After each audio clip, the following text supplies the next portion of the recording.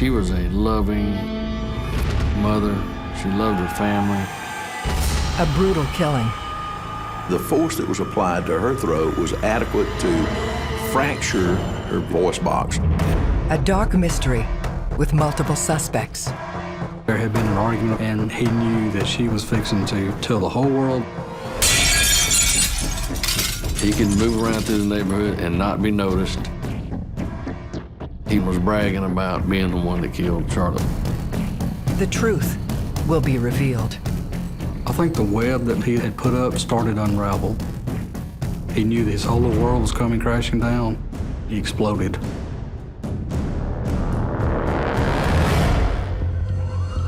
Every day in North America, dozens of people are murdered. The key to solving the toughest of these homicides lies in the final 24 hours of the victim's life. To crack the case, detectives must reconstruct that critical timeline. The minutes and hours containing evidence that can help unlock the mystery and catch the killer.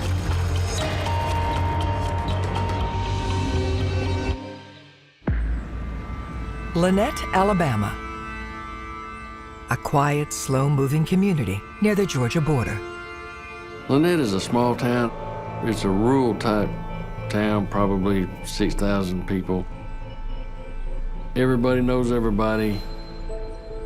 Little quirk of the thing is that because so many of the people who live in the Lynette area work in Georgia, the governments of the local area have adopted the Eastern time zone as their standard, whereas just 5 miles out of town, you're in the Central time zone. It's commonly referred to as slow time and fast time. We don't have very many murders. Most of the time, you might have one a year. Some years you go with none.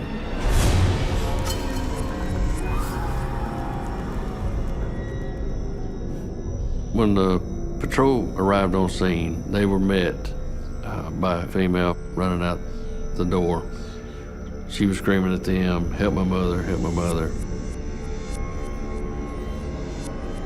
Inside the home, police find the body of 49-year-old Charlotte Waits, who her daughter Heather discovered a few minutes earlier. She was a loving mother. She loved her family. She loved her work. Miss Waits was a person that didn't meet a stranger. She knew everybody. She could speak to everybody. She was generally loved in the community.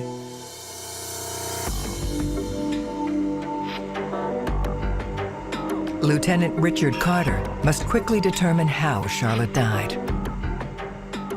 You're not specifically looking for anything when you walk into a crime scene, but you're paying attention the moment you pull in the driveway.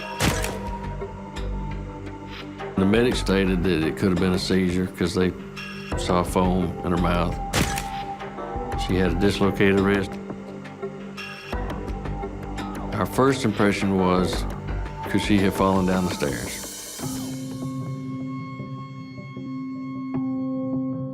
But as we started looking around, there was other indicators that led us to believe that something else may have occurred.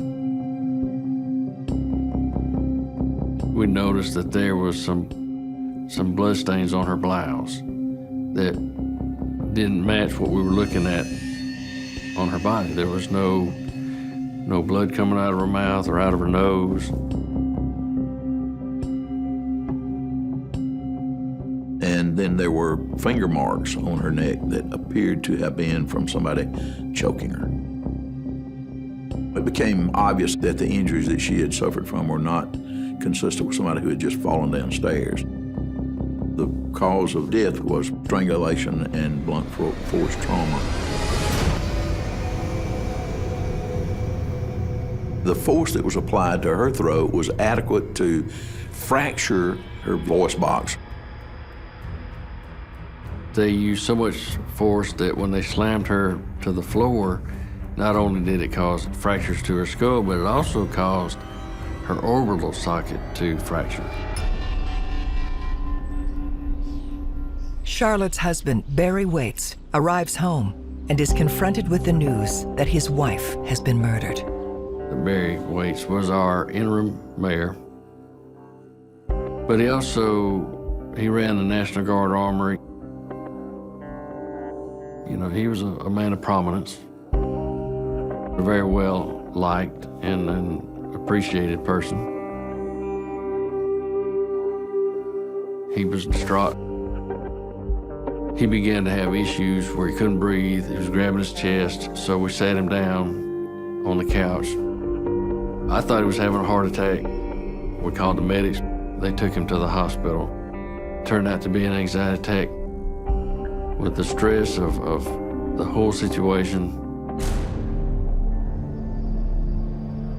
Miss Waits was very well thought of. And her murder demanded answers, especially in a small, tight-knit community. She had no known enemies. She had no known vices. She had no known debts. So the pressure was unreal. To find Charlotte's killer, detectives must retrace the events of her final day.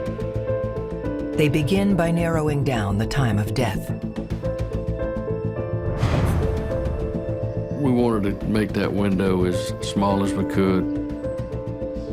That's why timelines are so important, not only with the victims, but any suspects that you develop that you need to eliminate.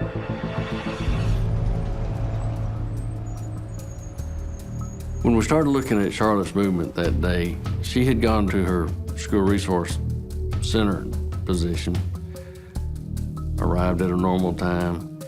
That afternoon, she was scheduled to go to a baby shower, so she left work early to go get her hair cut.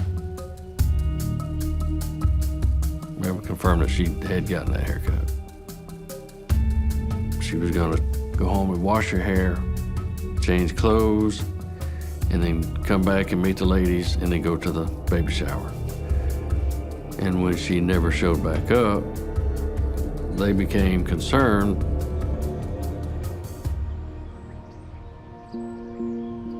The lady from school tried to call her at about 1 o'clock on both the house phone and her cell phone, and she didn't answer. And then her oldest daughter, Heather, she got home that afternoon and found her mother unresponsive in the floor. Immediately called 911. Between the time Charlotte left the salon at noon and the unanswered phone call at 1 p.m., there's a narrow 1-hour window for the attack. The daughter told us when she walked in that she found the door slightly ajar, which was unusual. We did a perimeter search. We noted that there was no forced entry in any doors. Windows were locked. The thrust and focus of the law enforcement to begin with was that it was an intruder possibly who had come into the house and committed the crime. But there were prescription medications in her purse, and there was money in her purse, which was right there by her body. There were televisions, there were other items that would readily have been grabbed by some burglar, and none of that was taken. And we did lift several fingerprints from the immediate area, somewhere in the stairwell, somewhere on the door frames at the front door and at the interior door frames. There was a pile of clothes laying in front of the washing machine, and we found 2 towels that had bloodstains on them. And right away, that was very suspicious to us. Charlotte Waits' DNA was on the towel.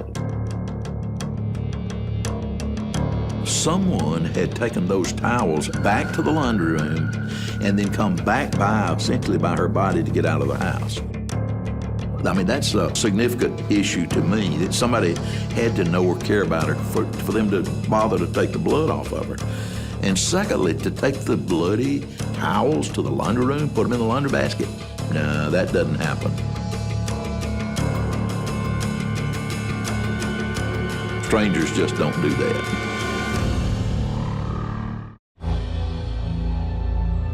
Evidence from the crime scene indicates to police that Charlotte Waits was killed by someone she knew.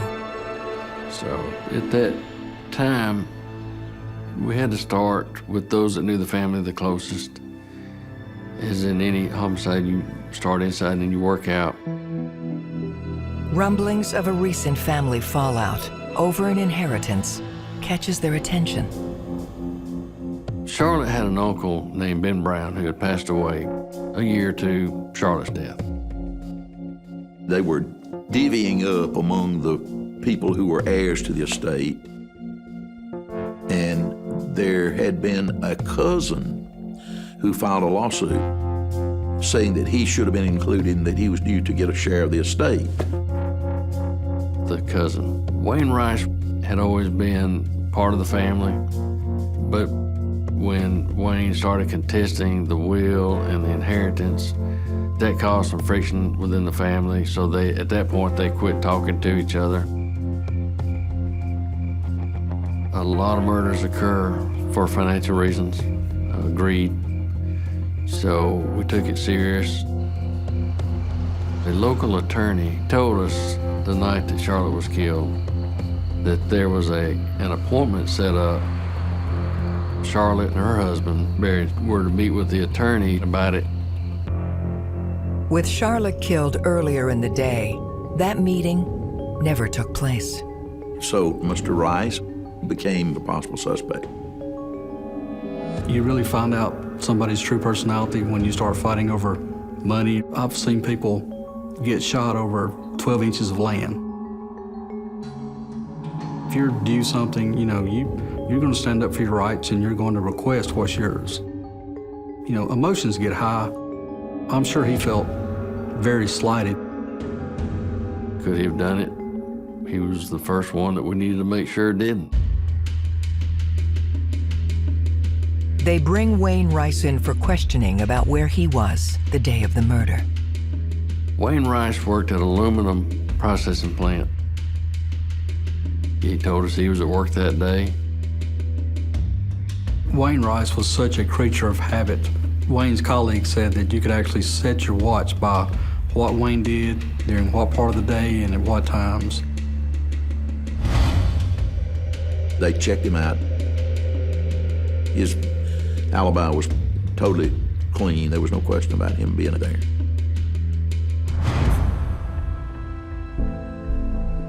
Mr. Rice could not have had any connection with Charlotte that morning.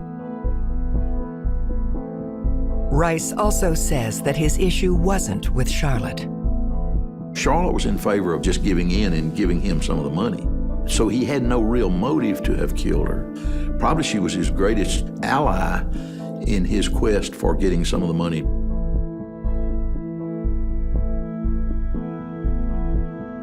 He told me that Charlotte was really bothered that that family was being torn apart over money and property. She didn't think anything was worth losing your family for. The day after the attack, Barry Waits is released from the hospital. Barry came to the police department, and we took that opportunity to interview him. Barry had been at the National Guard Armory most of the morning, left there just shortly before 12. He said that when he left the armory, he told some other colleagues of his that he was going to get a haircut. He went by the barbershop, but it was full, so he didn't stop. Barry says he then went to purchase a battery for his daughter's cell phone. Then he went back to work, and he stayed at work until he got the phone call from his daughter. We did speak to his supervisor, and he had received a fax from Barry. The fax had a date and a time on it, which told us what time that we know he was at the armory. Barry's time seems to be fully accounted for. He was a well-respected man of the community, and his whole reaction seemed natural. A distraught husband whose wife has just been found deceased. Barry does provide the name of someone he thinks could be responsible. Barry brings law enforcement's attention to the fact that his youngest daughter had a boyfriend named Dave. Kara's boyfriend, Dave, was not liked by Barry or Charlotte. Dave was always into something alcohol-related. He was not someone that you'd want your daughter to date. He probably felt like they were looking at him as a second-class citizen. I think that Dave was upset by that. After Barry and Charlotte told Kara to quit seeing Dave, we did find out that they continued with their relationship behind their backs. I've worked cases where a young lady actually talked an older boyfriend into killing her parents so they could be together. So, you know, that was something that I did pay attention to.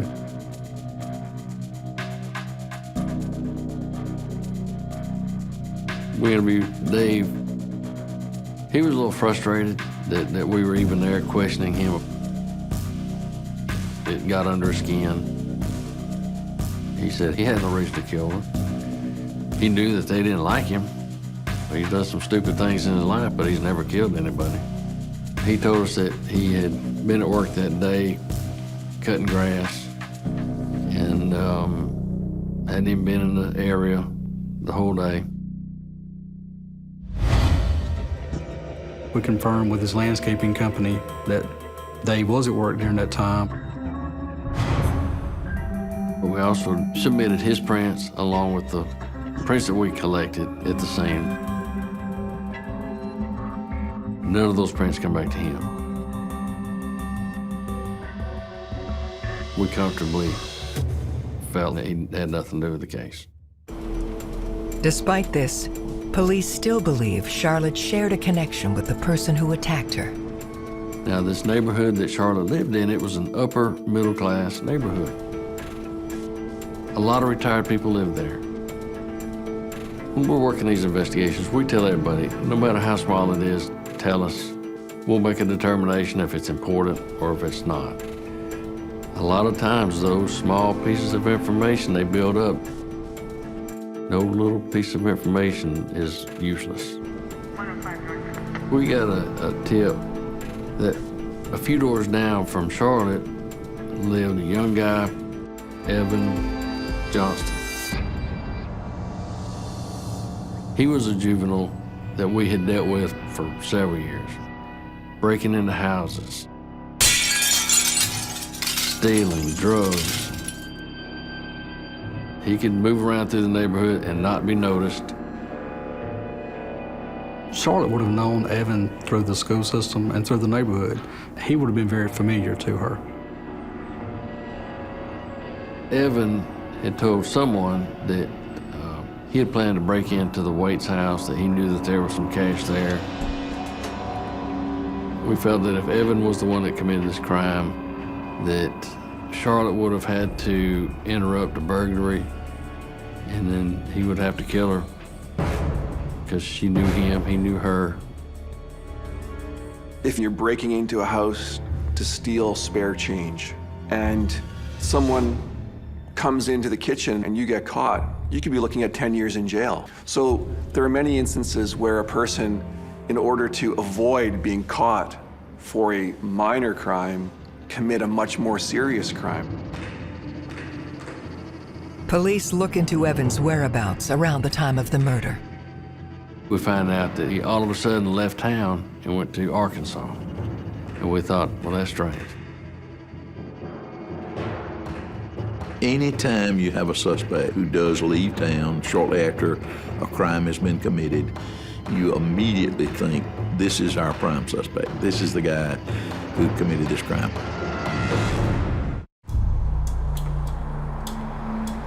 Police have tracked down their latest suspect in the murder of Charlotte Waits, Evan Johnston. We thought, this is it. This is the guy who did it. You know, he fits the mold.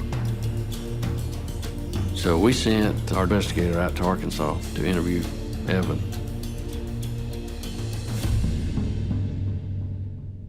They question him about his sudden departure from Alabama. He tells them that this trip was something he planned to do. Evan told our investigator that on the day that Charlotte was killed, that he was over at a friend's house playing video games. He told us that the boy's mother had come in and saw him there. We went over there and interviewed his friend and his mother, and both of them confirmed that yes, that did occur. Another one of the factors that went into the consideration of whether Evan might have been the possible person who committed this crime was the fact that he was much smaller. You had a pretty serious, heinous crime, and you had to go, would this young guy been able to have choked her out? Well, as a matter of fact, Miss Charlotte probably could have beat his butt and kicked him out of the house. They were able to rule him out as a suspect. He just wasn't the one. As Evan Johnston is eliminated, Lieutenant Carter receives a new lead. We'd gotten a Crime Stopper tip. The man by the name of Kenny had been at a party and was bragging about being the one that killed Charlotte Waits. He had had brushes with the law in the past, had committed petty thefts and some burglaries and other crimes of that nature. He always wanted to be a gang member. He was always looking for that association. And that was one of the things that was appealing to us when his name came up, was that he would be a good suspect. He never had a criminal history of any assaults, but we knew that he was headed down that road, that one day he might kill somebody. Kenny's boast suggests he may well have taken his crimes to a new level. If you get somebody who's bragged that they did a crime, that's often the solution to the whole puzzle, and you're finished. The best criminals keep their mouths shut. They just go about their business, commit the crimes, and don't tell anybody about it. Because the best ones know that if you start talking, you're going to get caught.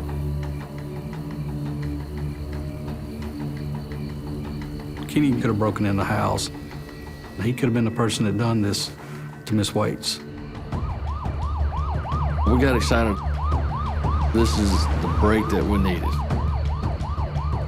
So we went and found Kenny, interviewed him,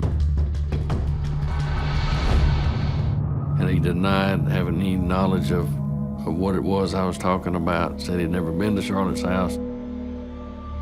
Among other things, Kenny had an alibi that was probably one of the most unusual ones you'll find. Kenny told us that he was with another guy named Larry. They claimed to have been stealing cigarettes from another store when all this took place. Then they would go to another part of town, sell those cigarettes for crack. They'd go to another location, smoke the crack, go back to the store, steal more cigarettes, and they just spent the day doing this. We went to and obtained the surveillance videos, but the video system that store had wasn't great, and there was multiple entrances to the stores, so we could never say he was actually there. But with Kenny having named his friend Larry as part of his alibi, police have a second chance to determine his guilt. At that point, we found out that Larry was in a prison in Georgia. So we made a trip to the prison. Larry told us the same thing, that they had been shoplifting cigarettes.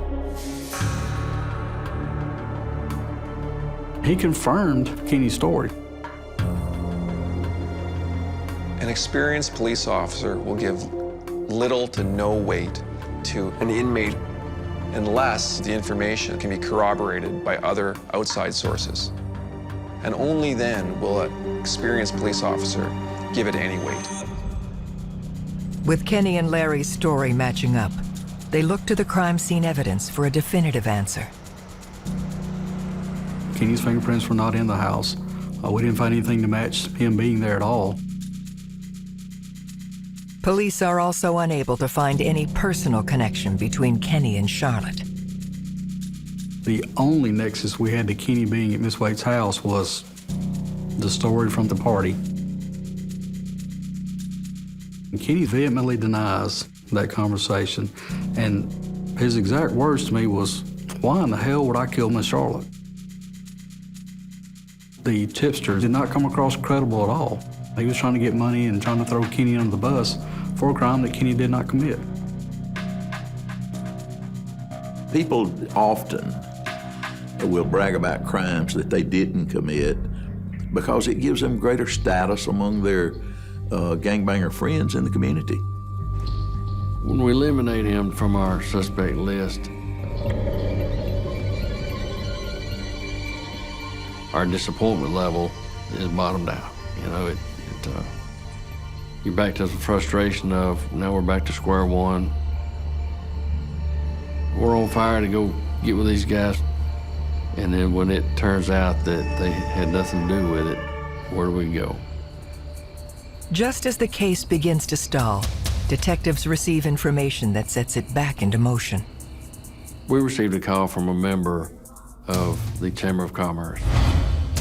He told us that Barry had been scheduled to be at a ribbon-cutting affair in Lynette the day this all occurred, and he didn't make it. This ribbon cutting had been scheduled several weeks in advance, so it's not something that he didn't know about. Barry would not have missed an event of that nature without having had some real serious something going on that kept him from being able to be there. That raised some flags. So then we started picking away at what he said he did. When we were trying to verify his alibi at work, we went and we spoke to 2 or 3 people that were at the armory that day. What we found out was that they had left prior to him, so we couldn't verify any of his coming or going times. The one thing they do have is the fax he sent that afternoon. We had a concrete time of when that fax was sent, and it was only sent by him because he was the only one at the armory at the time. But the critical issue of his timeline was that he told people that he'd left work and had gone to some other businesses around the town. Talked to the barber. He said, no, he said, I never saw him come by. So then we went to the cell phone company, and what we found out there was that he didn't go when he said he did. It was several hours later. And so there were considerable discrepancies in what he told the initial investigating officers and what the evidence itself bore out in terms of where he went and why he was there. And so it would have been nothing for him to go home and have an argument with his wife, kill her, and get back to the National Guard Army by the time he got back that afternoon. In fact, he'd have had time to spare. I don't think anybody initially would have even dreamed of thinking of him as the primary suspect. Now he's left as the only one who we're unable to eliminate.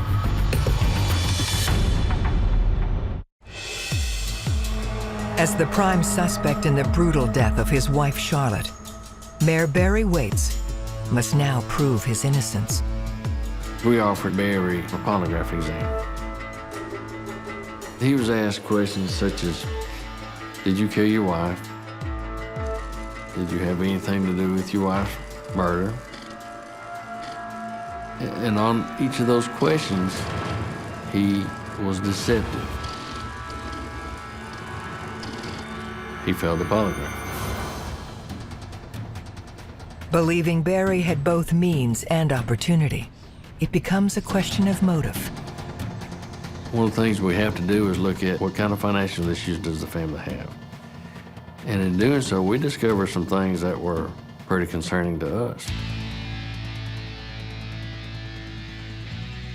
His family had entrusted him to manage some funds that his mother had, and as I recall, it was in excess of $100,000 that had just been put in his care for him to spend for her needs and for her benefit.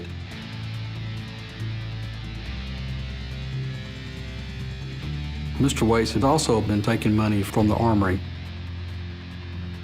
Money is supposed to be allotted to take care of the day-to-day operations. He had started funneling into his own account.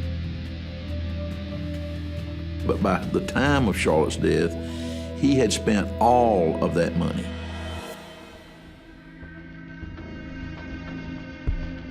We calculated what all he went through. It was $500,000 to $1 million that he had gone through in a period of about 2 years or less. Some people are in very, very serious, dire financial straits. You'll have people who have been killed for literally a few dimes. You'll have other people who are killed for millions of dollars. Money's historically been one of the greatest motives for murder from the beginning of time. Detectives consider what Barry was doing with the embezzled funds. We could not find any significant gambling habits. We could not find any connections with women. We could not find certainly couldn't find any drug habits or anything of that nature that would have caused him to need the amount of money that he was spending. The only thing that we could consider that he might have been doing was day trading.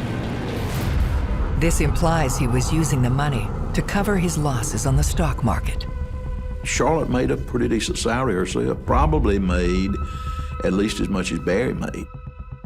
So I doubt that she ever had an inkling that Barry had pulled all these financial shenanigans. He had an image to uphold where people thought they were the perfect family, that they were financially well off, and neither of which is the case.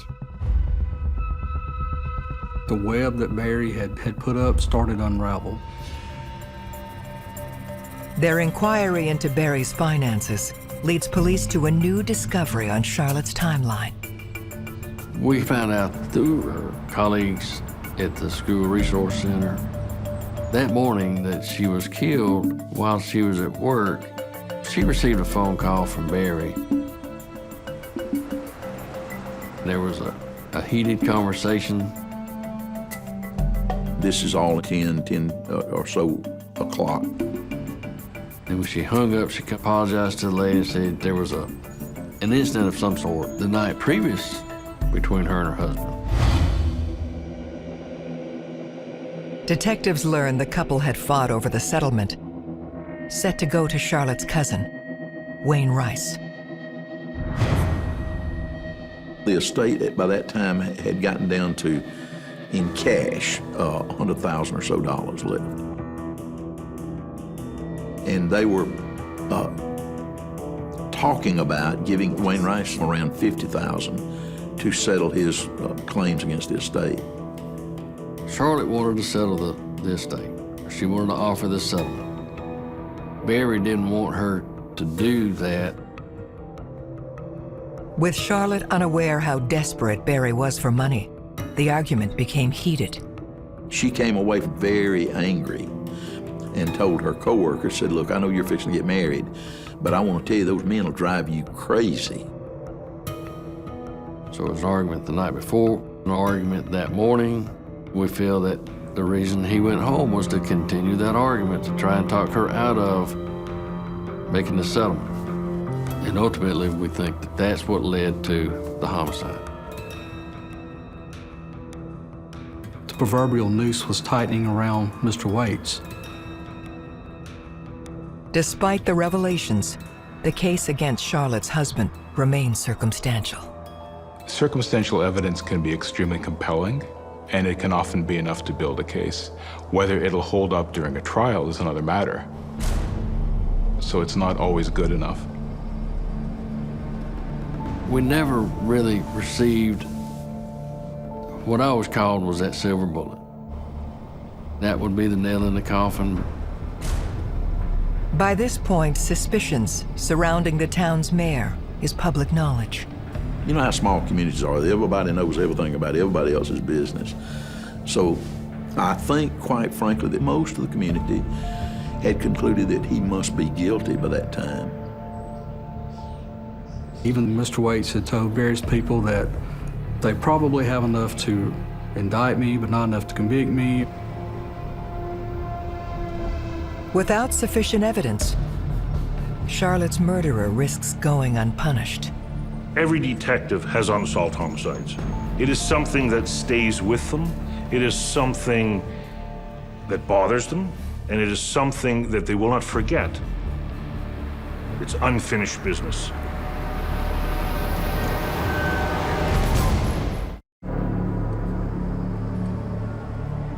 Almost a decade after the death of Charlotte Waits, her husband Barry continues to walk free despite widespread belief he's responsible. When you're investigating a case and you know who your killer is, you know where he is, it's frustrating. And they've put so much effort and time into it. They're not just going to say, oh, we've hit another wall, we're dropping it. I think the more walls you hit, it's like anything else, you keep going back and what am I missing?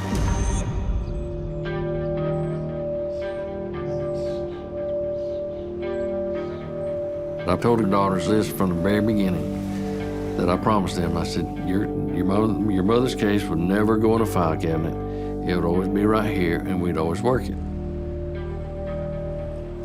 And even when they got mad with the police department and broke contact, it stayed right there. Now adults, police return to the daughters, hoping they will cooperate. In the beginning, they felt like we were after their dad, trying to frame their dad. Later on, as things progress and time goes by, they start seeing other things. Lieutenant Carter slowly gets them to open up about Barry's activities since their mother's death. Barry told his own daughters that they were suspects in the murder of their mother. And I think the purpose in him doing that was to literally to prevent them from talking to the police so that they couldn't give the police any information that would have been incriminating against him. Told us the insurance company wouldn't pay Charlotte's life insurance to Barry because he was listed as a suspect. But he was able to convince the insurance to pay his daughters, give them the money. And then behind the scenes, Barry told them, if you'll give me the cash, I'll give you the land from this state. They give him $250,000 cash. Well, he never signed the property over. And that really was an opener to them. When he started stealing and scamming from them, stealing their inheritance, lying to them, then they realized, why should we not think that he's capable of doing this to our mother?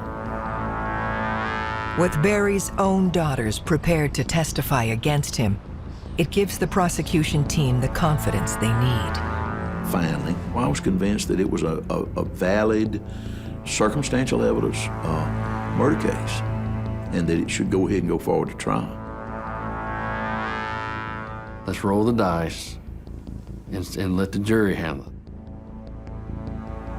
The state of Alabama charged Mr. Waits with her death, and it was my job to make sure that she got justice. This was a tough trial because, you know, they had lost their mother. If I did my job correctly, they were going to lose their father. In 2006, Barry Waits faces trial for the murder of his wife. Critical to the prosecution is the timeline of Charlotte's final day. That morning, Charlotte went to her office at about 8 o'clock. She received a phone call from Barry at 10. She became angry during the conversation.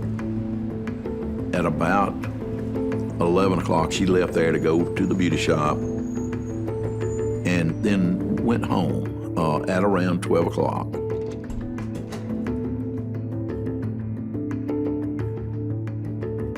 Charlotte washed her hair. She had her dress laid out that she was going to change into. She never got to that point. Barry left the armory. He came home and they had the argument about the Ben Brown estate. Fight started, and she was trying to get away from him. She probably told him something like, well, that's not your money, that's my money. You know, I'm gonna do what I want to do. He knew that his whole little world was coming crashing down. And he exploded.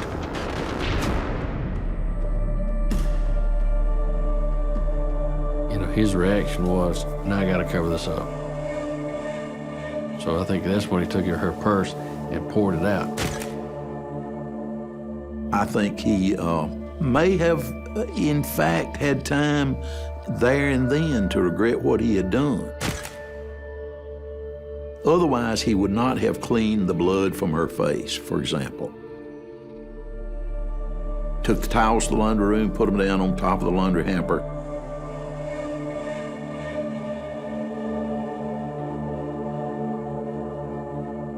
He knew he had to get back to sending facts just to say, hey, I was here. He didn't realize that we could fill in the holes prior to him getting there. Even without any physical proof, it only takes the jury a few hours to find Barry guilty of murdering his wife, Charlotte. He's sentenced to 40 years in prison. When he was convicted, one of the things that bolstered my belief that I had the right person, there was no showing of emotion. He basically said nothing. I saw a family destroyed. The girls, they should have never had to go through what they went through. It was just a closure, you know. I didn't feel gratified, but I was glad it was over, and I was glad that it ended like it did. Somewhere in the range of 5 years into his prison sentence that he died. It was natural causes. Miss Waits was a good lady. She did not deserve what happened to her. Anytime a community loses a person like that, the entire community suffers. I feel it's important for the world to know that there are people in the justice system that continue to fight. Some of the good guys really do have badges, and they really are working for the right causes.